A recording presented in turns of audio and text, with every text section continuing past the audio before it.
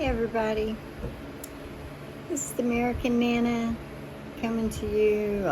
It's 12:30 a.m. Anyway, it's just a short little visit.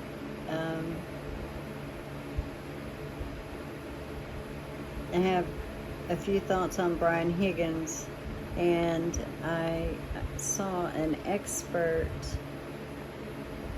I believe he's a language expert. You know how they have the body experts and everything? Well, I believe this one is language. So I wanted to snip a little bit of that, and I wanted to finish explaining the morning. Oh, and with that, his in case you don't want to hear me rattle, his video, his YouTube is Truth Revealed, and I just recently found him. So it's just kind of funny because, you know, everybody has people have to start trying to figure out what did happen. I mean, people have been wondering this for quite some time. Those that have been involved since the very beginning. So this guy kind of feels some stuff. So it's going to be interesting. I can't wait to see him do Jen McCabe. Hopefully he does Jen McCabe. Anyway, I'm going to blab a little bit about some personal stuff, then I'm going to go into what I have to say, and then you'll see him, and by then I'll be in my jammies, hoping to be playing balloon match or whatever that is, and going to sleep before 4 a.m.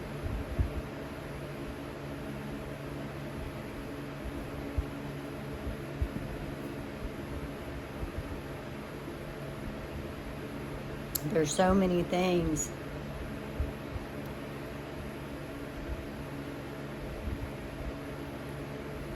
that I was gonna say, and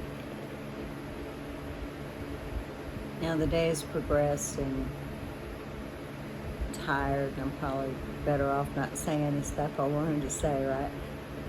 Anyway, so today, before I read the snarky comment, and no, let me take that back. The snarky comment, I think, irritated me because I see people, all walks of life on YouTube. I see attorneys that have their own businesses and they practice the law, and we all know they make good money, and they're thriving in YouTube.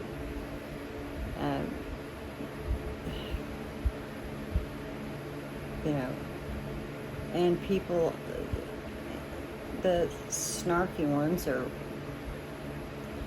jealous, or I don't know what to call them, because if you've been around YouTube any time, and you have people that do this as a living, so obviously if you feel you have whatever it takes to grow your channel to where it's going to help give you financial freedom, who wouldn't do that? I mean, who wouldn't do it? It's not why I started my channel. My channel was started long ago, and I barely used it, and then I used it in support of my bonus grandson from the UK. And I used it to make a few videos regarding the Maya Kowalski trial. I don't know. So the thing is why do people even get hung up on that? Why does it bother people? Anybody that watches YouTube that has any length of time on YouTube and has seen this, has seen, I mean, I never thought about it. I thought that these YouTube videos that I used to find were just people sharing. Never dawned on me there was money behind it. So, until I found the other portions of YouTube with lives and coverage and where people get to know each other, and then you find the daily people that do this and they share their perfect world and their perfect home and their perfect life. And they make a living on YouTube. So I find it to be a very stupid question, but it really cracked me up to be asked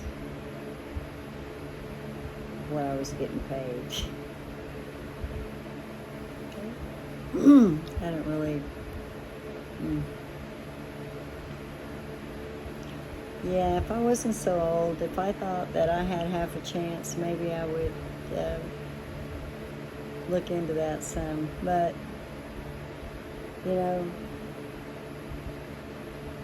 I'm not somebody that's going to just cover just whatever, anything. I have to be drawn to it. I have to feel very strongly about it. Because I think, as anybody can tell, I'm opinionated, and they're strong opinions.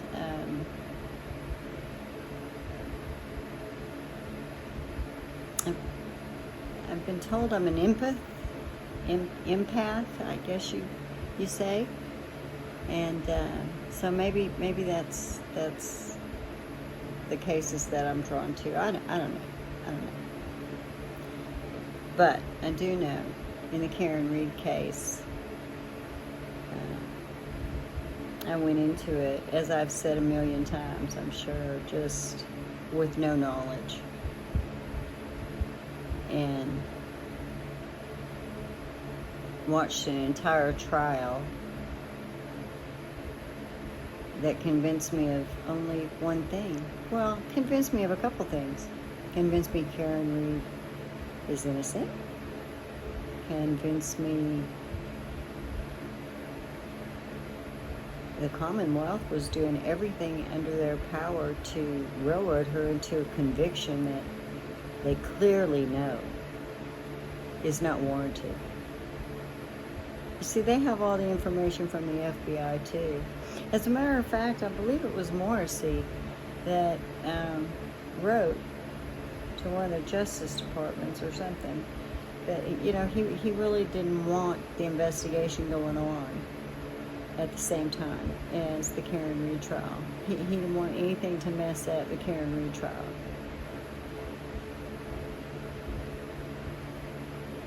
They didn't listen to, they didn't, obviously, they're not going to grant what he's asking for. He's not going to tell them who to investigate, not to investigate. But that tells you what kind of man he is, tells you what kind of person he is, whatever. Lowley's just as bad as him. So, anyway, but today, what happened, and my grandbaby was playing with a full can of root beer. Don't ask me why I allowed it, but what can I say? I won't allow it again. We were drinking our coffee. She was drinking from her closed can, pretending that it was like play food. And she pulled up her grandpa's chair. She'll get it from over there. She gets it from across from me and brings it around to the other side of the table and sits right next to me. If he's not out here, she likes getting this chair and sitting on my side. And she was sitting there, and I don't know. We were talking, and she's very animated. Next thing I know, the cans kaboom on the floor and exploded root beer all over me, all over my glasses. My iPhone was sitting here, everything on the table, barely anything on her, dripping down my legs.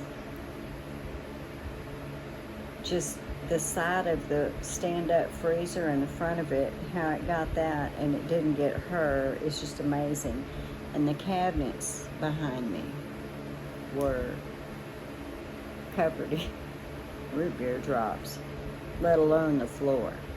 So I don't know about the rest of you women, but you know, it's not usually on my to-do list to mop my garage floor, and I do clean the, you know, the outside of the cabinets and the outside of the freezer, but it wasn't my choice for today.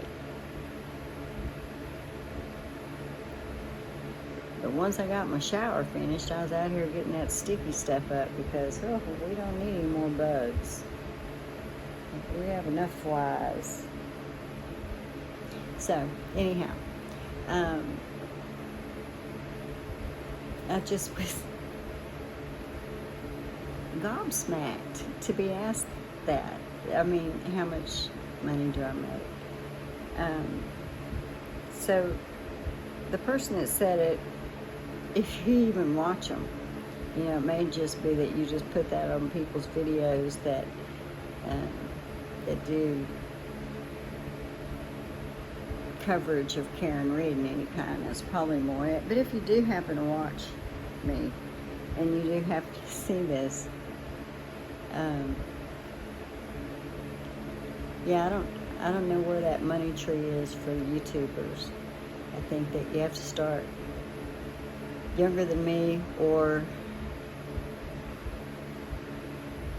at least have something on the ball, something to offer. And these YouTube setups and studios, and yeah, I don't think that, you know, I had always wanted to have a really fun retirement life, but the economy just, it's just not too friendly.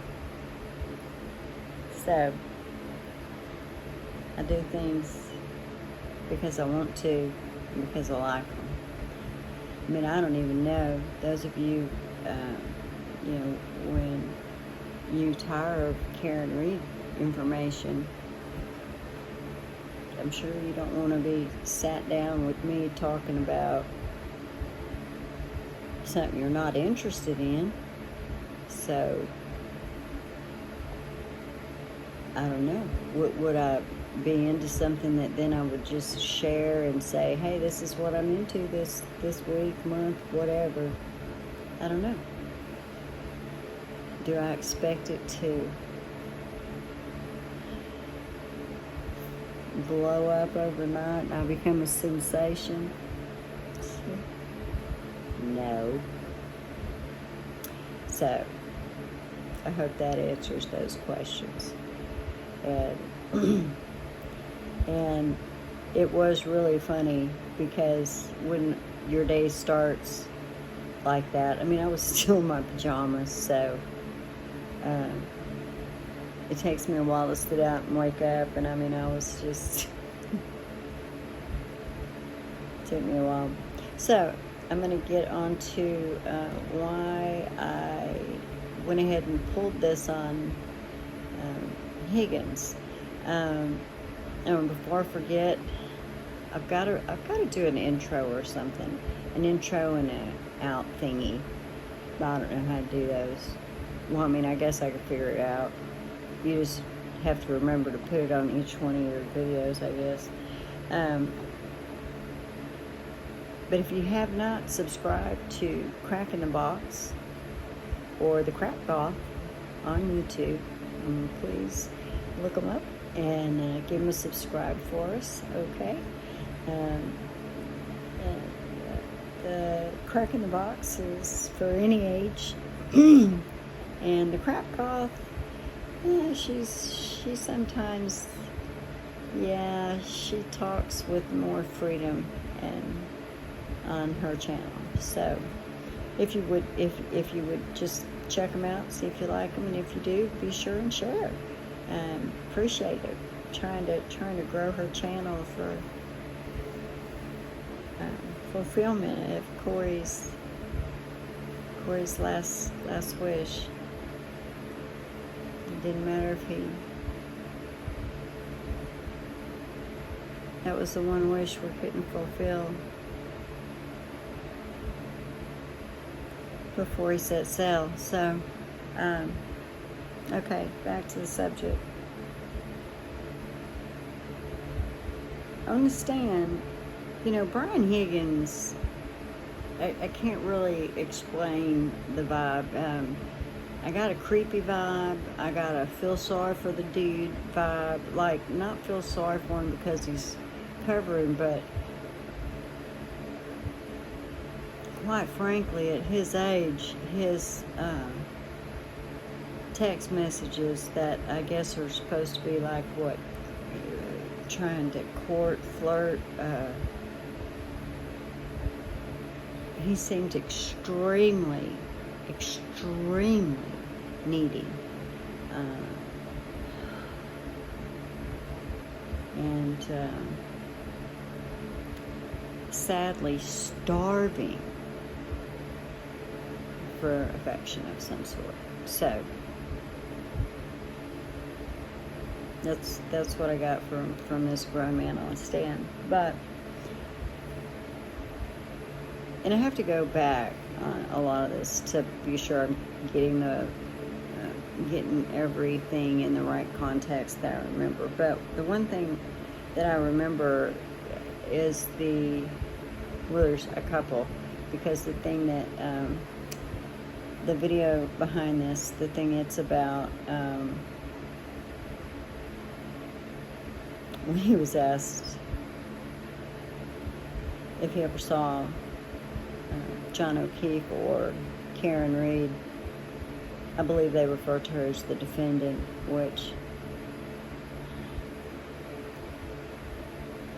and he said, no, never saw them again. That bothered me. So, but that's in this video. But the other part that stuck out to me about him was when he talked about John O'Keefe's nephew, because he talked about playing games with the nephew.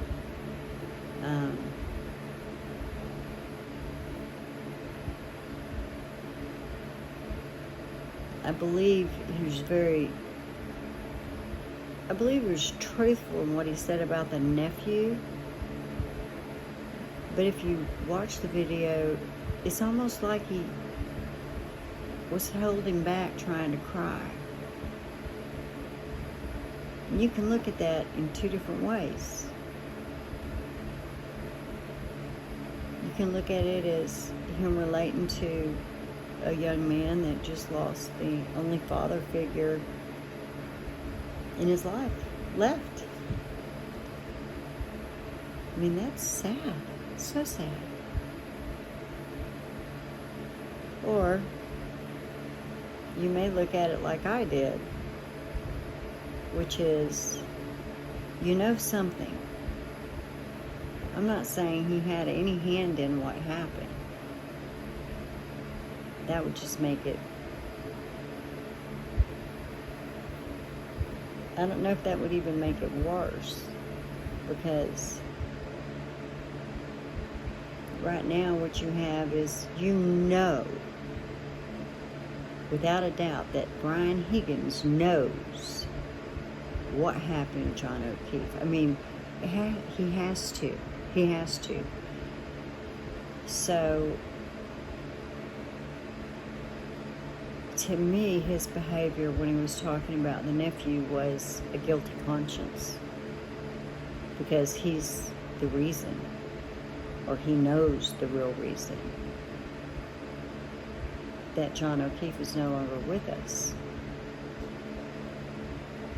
You see, Karen Reed didn't hit him with the car, and therefore it had to have happened in the house. And for the people that say, oh, they've been just, oh, the harassment, oh, the harassment. Well, yeah. And they're not harassing you. They're trying to get somebody, one of you, to tell the truth. Somebody needs to tell the truth. I mean, it's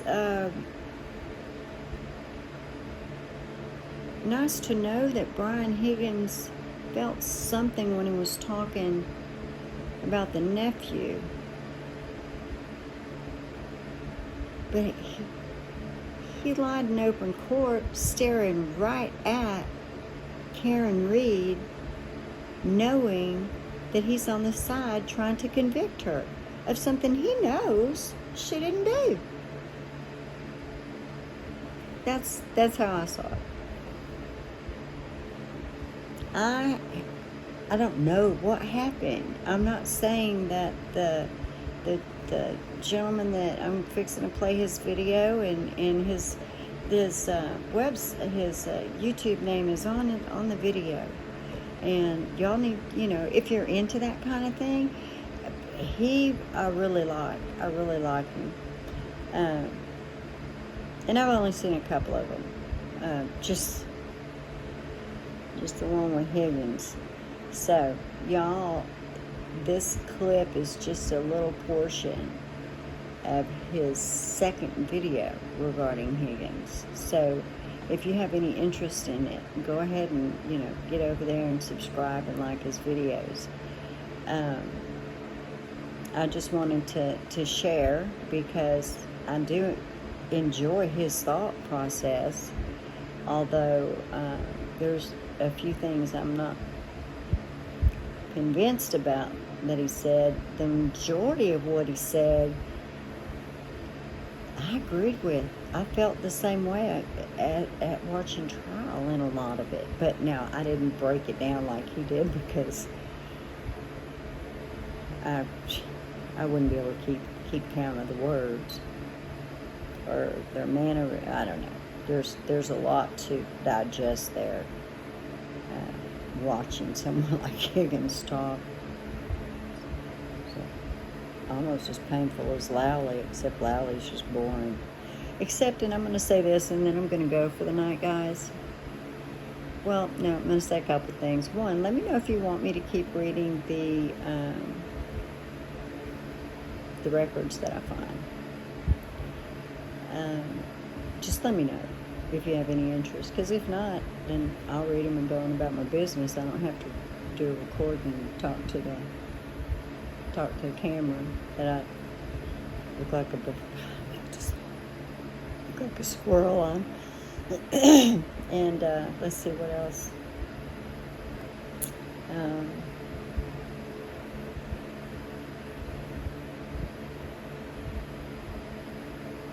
Something else I was going to say, and now I forget.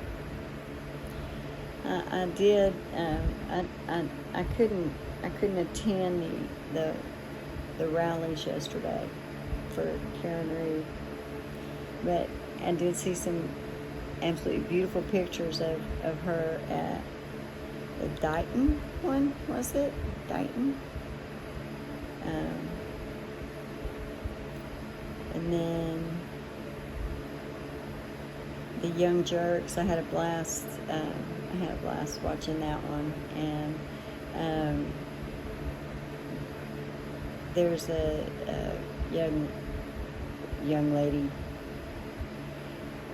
in that chat that she seems to recognize me when I come in. I think I know is a subscriber of mine, and I really enjoy her. So it was as close as I could get to being there, I'm not into crowds or people, really.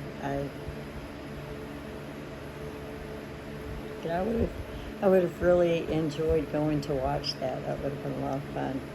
So, let me know what your thoughts are on the gentleman doing the language analysis.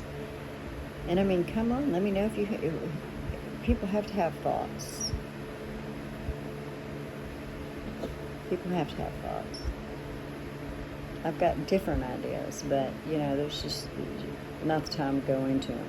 I mean, I've already rattled enough, and I believe I clipped about 8 minutes of his video because I was trying to get some few different answers in there. So I don't know what I'll be back with next. I'm not sure, but I'm going to go ahead and bid y'all a good night, get my jammies on, and see if maybe I can go to sleep before 4 a.m. So y'all have a good night, and I'll see you. Bye.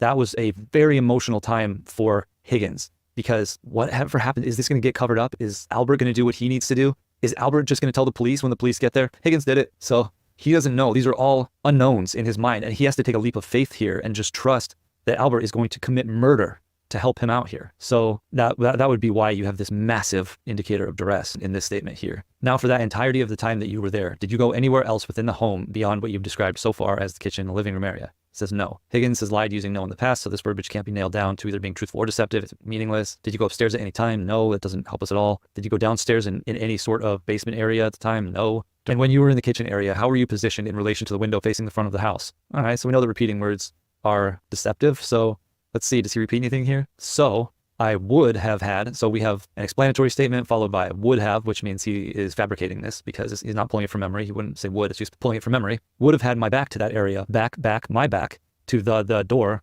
that I came in. I just roll well. And when you were in the kitchen area, do you recall sort of how you were positioned in relation to the windows facing the front of the house? So I would have had my back to that area, my back to the door that I came in.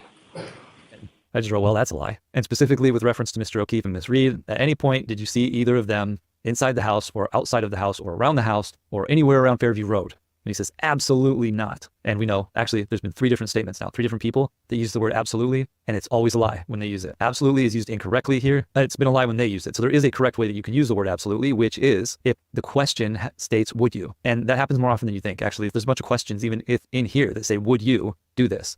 And absolutely means regardless of the circumstances, I would not do that, or I would do that. Absolutely means regardless of the circumstances, my answer will hold. When they say, did you see him? That is not a hypothetical question. So absolutely is the wrong answer here. It's used incorrectly. It's used to overemphasize. So it's very similar to uncontracting words. You're overemphasizing something, and that's a sign of deception. So the word absolutely, when it's misused, is a sign of deception. That means that they absolutely did. And at any point in time over the course of the evening, what, if any, communication or text did you send to either of those 2 people while you were at the house?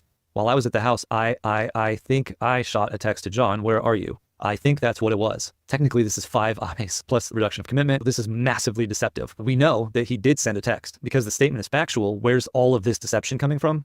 It's the motive for sending the text. 20 minutes after the fatal blow to the head, when they had time to talk about this and figure out what they were going to do, he decided, oh, it'd be a really good idea to send a text message. Where are you? So that after that happened, it looks like he still hasn't shown up. Okay, deception by omission, not facts. This duress is indicative that the text message was sent to cover up the incident after he had had a chance to talk to Albert about covering it up. This text would serve as a bookend, meaning that the assault that led to O'Keefe's death couldn't have happened after the text message and likely happened 15 to 20 minutes after the assault. So I can't remember what time that message was sent, but the assault could not have happened after that message because that message was sent to cover up the assault. So we know in here that we can go look up the time of that text, and that the entire incident had been over for, and I say 15, 20 minutes, I'm guessing at that point. But once something like that happens, there's going to be a moment of, oh my God, like what just happened here? Are we really in the middle of this situation? Before this turned fatal, it was a fight, and a fight people can get up and walk away from. And the next morning say, man, I'm sorry, let me buy you a beer. Like, whatever, we go on with our lives. Once you realize you're in a situation where somebody's going to die, it takes a moment to stop and say, what the hell is going on? We need to figure this out. And time goes by faster than you think it does at that point. You're trying to figure out, you're trying to come to grips,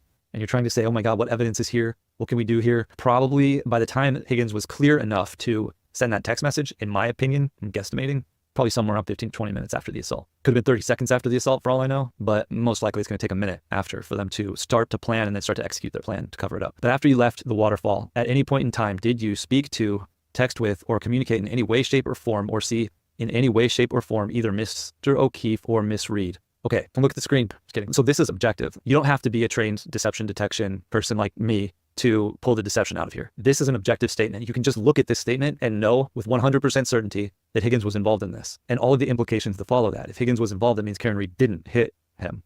So why is this so objective? Why is this so clear cut? Well, you see, Waterfall, at any point in time, did you speak to, text with, or communicate in any way, shape, or form, or see in any way, shape, or form either Mr. O'Keefe or Ms. Reed? Well, again, the only person I shot the text to while I was at the house was John, but after I left the waterfall, I never saw John O'Keefe or the defendant again.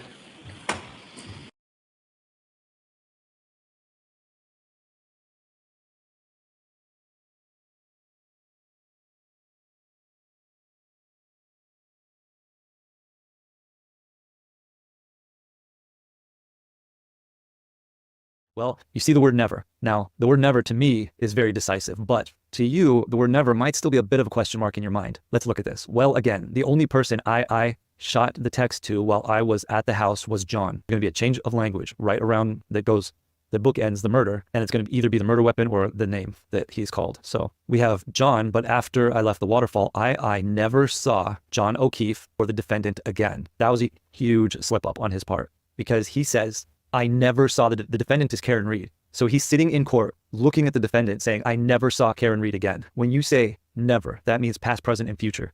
That's why it's so deceptive. It's mind-blowing here. I hope you're having the same reaction when you see this as I did. Higgins is sitting there testifying in court. He literally says, I never saw Karen Reed again after that moment. And while you're probably thinking, well, I know what he meant he didn't see her again that night. I never saw her again. He meant that night. That's not what he said. You can only go by what people actually say. If he didn't say it, it didn't happen. If he did say it, it did happen. He says, I never saw John O'Keefe or the defendant again. We know with absolute certainty that when he says, I never saw the defendant again, that means that he did see the defendant again, because he's looking at her at the time that he says this. This isn't even the next line or the next question. This is the same question. This is in the same context. He says, I never saw John O'Keefe again. I never saw the defendant again. And because we know with certainty that he did see Karen Reed again, we also know with 100% certainty that he did see John O'Keefe again. Because you can't use literally the same word. It's not like he even used the word never twice. It's the same word. This word never here, he used it to describe both Karen Reed and John O'Keefe, which means it's either true for both or it's true for neither. It can't be true for one and not true for the other. We know that it was not true for the defendant, so we know that it was not true for John O'Keefe. At this point, we know with 100% certainty that Higgins was in fact involved in his death. And so we're going to stop right here because he gets asked a million questions and we're not through the direct yet, but this video is